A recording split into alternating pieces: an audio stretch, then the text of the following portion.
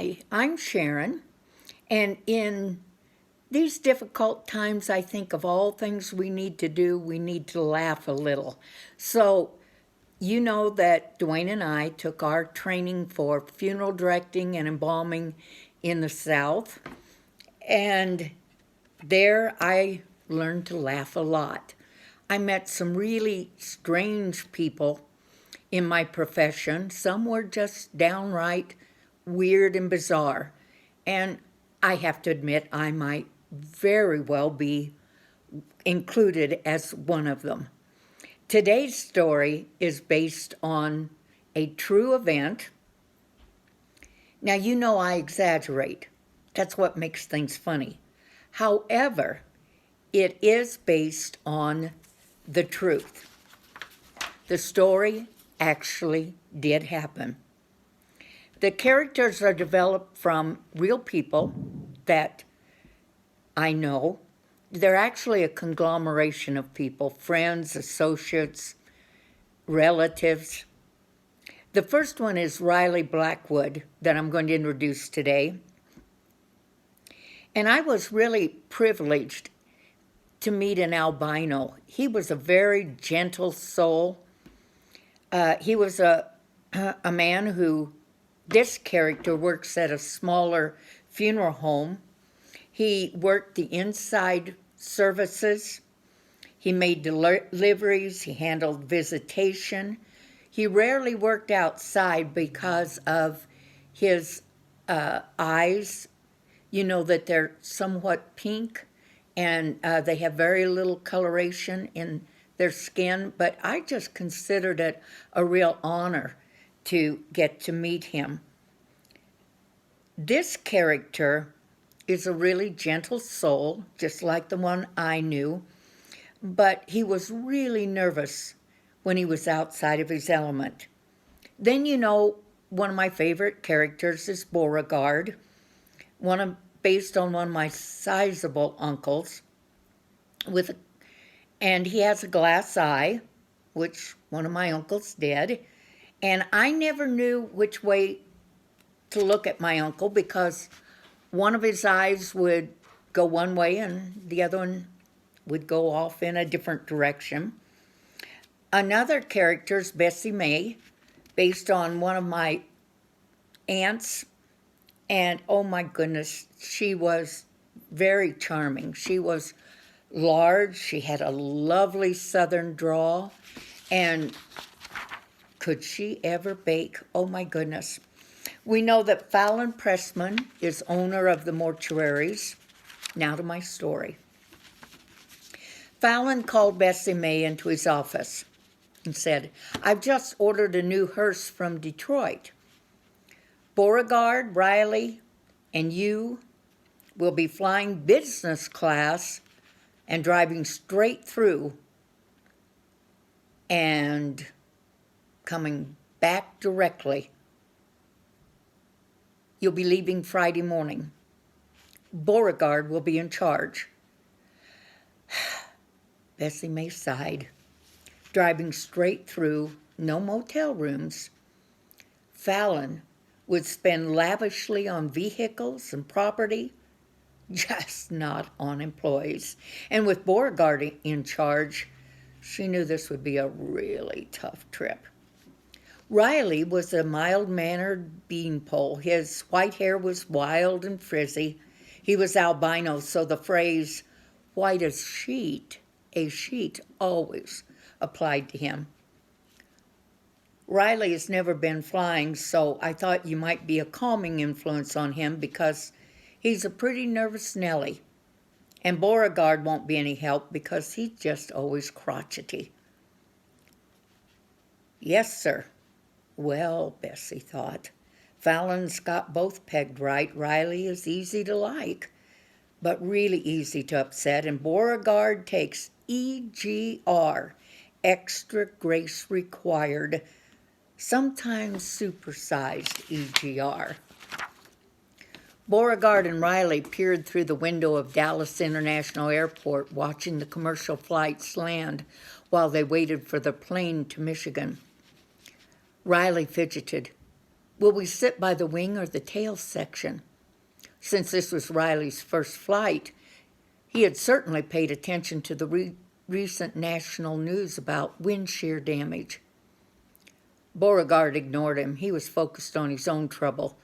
The trouble was his glass eye. It would jerk and roll uncontrollably, particularly when Beauregard was exhausted, and he was definitely exhausted today.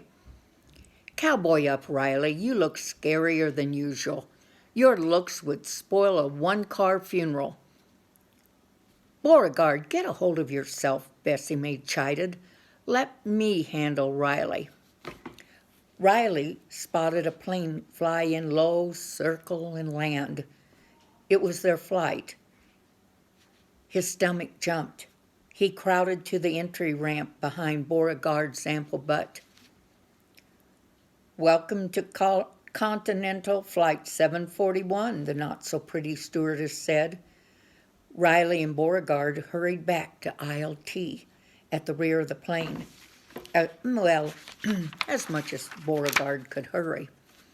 Beauregard thought Riley looked even whiter than usual, if that was possible. Perhaps the black circles under his red eyes made him look unusually pale. Riley smiled back at Beauregard as he thought, he looks like a withered rutabaga to me, one that my old granny would have tossed over the garden fence. What you grinning at, Riley? Nothing. Well, cut it out while I catch some shut-eye. I haven't had a full night's sleep all week. Fallon had no right to send me traipsing all over this country just 'cause he doesn't want to pay any delivery charges on a new hearse. Good Lord knows Pressman could afford to pay to have it delivered. I ought to get overtime for this. The lack of sleep evidenced itself in deep furrows on Beauregard's face, and crow's feet raced out his eyes. The lack of sleep rounded his shoulders down in exhaustion. Beauregard dropped off into a deep sleep as the plane lifted off the runway. Riley had a death grip on the seat on the takeoff. He felt Bessie May's reassuring hand reach over the seat from behind and her voice whisper, "Just take a deep breath, Riley. You'll be fine." Beauregard's snoring prevented any of the passengers around him from dozing. Seemed to him like he had just closed his eyes. Well, his one eye. The glass eye never shut. When the captain's voice roused him. We are circling Detroit, Michigan, and will be landing in 15 minutes. The temperature at Dallas when you boarded this morning was 83.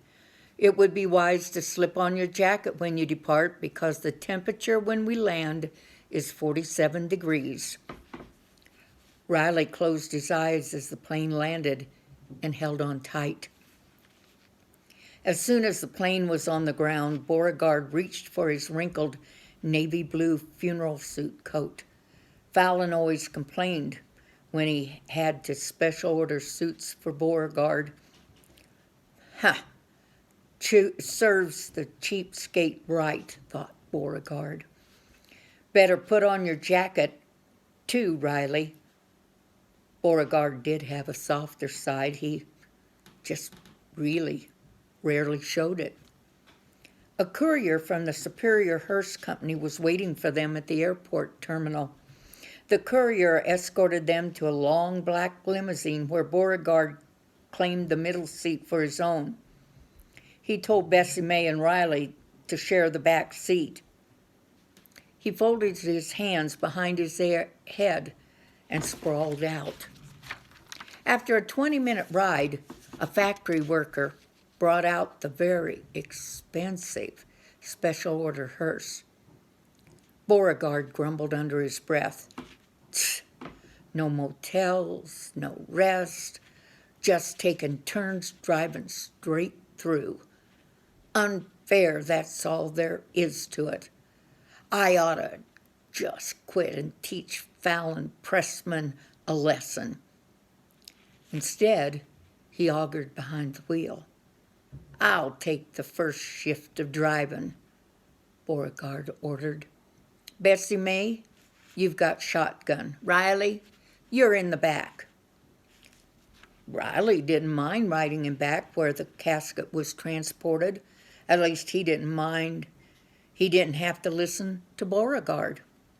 Beauregard pulled into a truck stop just outside Detroit. Beauregard lowered the glass that separated the driver's seat from the back of the hearse. Come on, let's get something to eat. My guts are rubbing a blister on my backbone. Beauregard led the way into the all-you-can-eat home-style buffet. Over breakfast, Beauregard went over the route with Bessie May and Riley. Remember, any speeding tickets, you pay for them. I pay for none, and I take no blame for any. Any dents you put on this hearse will be your butt to pay when we get back to Dallas. Not mine. Don't plan on any more stops until we need gas. I don't want anything bothering me while I'm sleeping. You got that? Bessie May rolled her eyes and shook her head. Yeah, got it, Riley said, while he fiddled with his silverware. Beauregard tossed the keys to Bessie May and left to pay the check. Bessie May scooted behind the steering wheel of the hearse. The plush velvet seats felt good under her legs. She ran her hands around the genuine leather steering wheel, adjusted the temperature, and turned the music on low. Riley started to crawl into the front seat. No, Beauregard growled. You get in the back where the casket rides. Again. Consider yourself lucky. You'll get some sleep. Beauregard's superstitious uncle had warned Beauregard when he first began in the funeral business to never lie down in the back of a hearse, or he'd be the next body in a casket. And he wasn't willing to risk his own life with that superstition. But after all, Riley really was expendable. Beauregard slid into the passenger side while Riley crawled into the back of the hearse. Riley pulled the heavy drapes shut. It was dark with them closed, even at 10 o'clock in the morning. Without pigment, his eyes were very light-sensitive, so he was grateful for the dark. He snuggled down on the top of the downy blanket that he had bought at the airport. He closed his eyes and tried to sleep. He lay on the left side and then tossed to the right. He tried to relax, starting with his toes and then working up to his shins, his lungs, his arms, and his neck. It didn't work. He snuggled down deeper into the blanket. It didn't work. He tried to make his mind go blank. But every time Bessie May slowed down or sped up, it foiled his attempts at sleep. He yanked back at the edge of the drape and looked at his watch. It's 11:15 and I'm still not asleep. Finally, eventually, he dropped into a fitful sleep. At 2:30, Beauregard roused. Well, I should say, Beauregard's bladder roused him. He had had several cups of coffee for breakfast, and they needed to go somewhere. He spotted a quick-way gas station off the side of the road. Bessie May, pull into that station, quick. She jammed the brakes and wheeled the hearse into the station. Beauregard opened the door, stretched out his legs, and strutted over to where a teenager walked out to meet him. Fill her up, sir? Why else would I be here? Beauregard snapped. Where's the men's room? Round the side of the building, sir. Beauregard jerked open the door and muttered something about stupid owners who hired idiotic numbskulls. Sorry about his behavior, Bessie May said. The young man flushed. Oh, I don't pay much attention.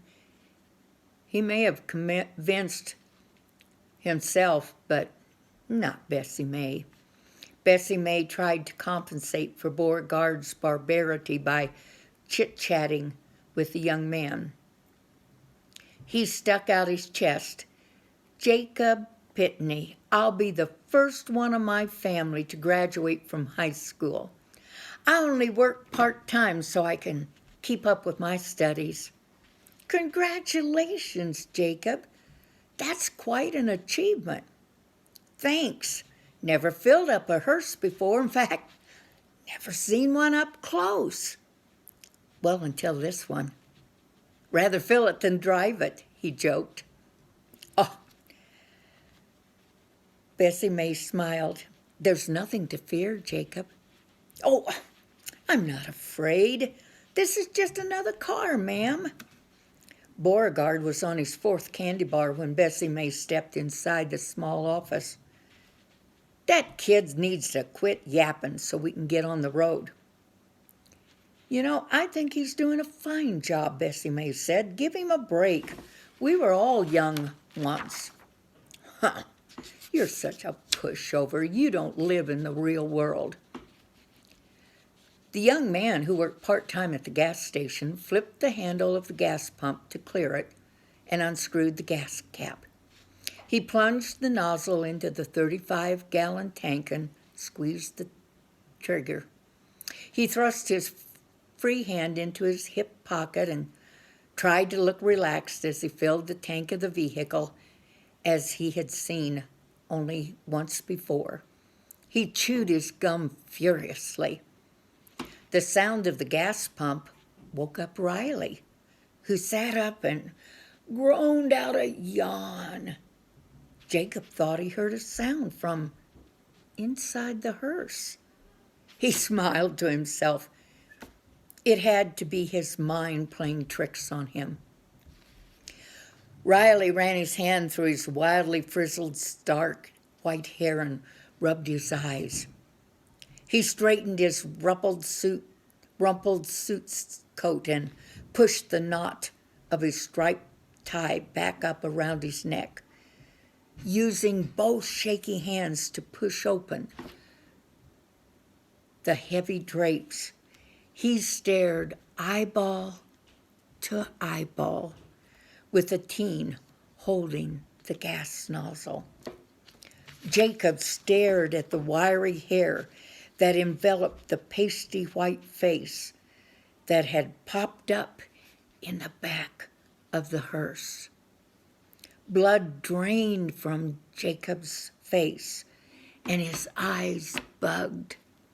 His chest began to heave while he struggled to catch his breath.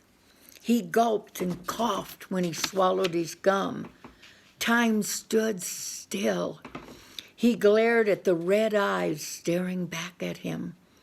He had seen a man in a funeral suit just once before, but it never sat up straight and glared at him. His feet turned to concrete. The blood drained from his face. His eyes refused to focus. His stomach began to heave violently as he tried desperately to catch his breath. His hands shook as he flung the nozzle into the air, where it became a snake writhing to and fro, belching forth unleaded gas until it soaked the window where Beauregard still stood inside the station staring at the young man. The teen pried one heavy foot, then the other from the pavement until he forced them into a trot while continually peering back over his shoulder. Finally, he powered his legs into a full-fledged sprint, putting as much distance between himself and the man in the back of the Cadillac hearse as possible. Bessie May yelled, "Jacob, wait! Wait! It's not what you think! Come back!" Riley crawled out of the hearse to the untamed gas nozzle. He ducked the spewing gas, ran around the pumps, surveyed the disaster until he could safely corral the hose and yank the handle down. This was no easy process. Riley did not have a spare set of clothes. The gas stopped. However, the excess gas continued to flow down the street in quest of the fleeing runner. Beauregard crabbed, "Forget this place. I've left the money for the gas on the cash register. We can't wait all this day. This place well, never mind. It's not our job to babysit this place until that lunatic returns. Let's go. Look at that spineless nincompoop hiding down yonder like a scaredy bunny rabbit." "I'm going to go talk to Jacob," Bessie May said. "No, you're not," Beauregard said. "And remember, Fallon Pressman made me funeral director in charge on this little trip, not you. Besides, if you stomp around in the pasture long enough, you're bound to step in a fresh cow patty. It's good for the kid. It's a character builder." "Yeah, it's really ugly," Bessie May said. "You're better than that, Beauregard." "Get in the hearse, both of you," Beauregard insisted. Well, Jacob wasn't the nitwit Beauregard thought he was. He wrote down the license plate number. It wasn't hard to trace the owner with Excellence Hearse Company stickers still on the hearse. Before the three arrived back in Dallas, the gas station company owner, had chewed Fallon Pressman up one side and down the other. Fallon made up his mind to transfer Beauregard to the smallest one of his funeral homes permanently to prevent him from getting into any more trouble. Like that's really going to happen. I hope you had a laugh or two. And I hope you have some more laughs during this day. Have a blessed day.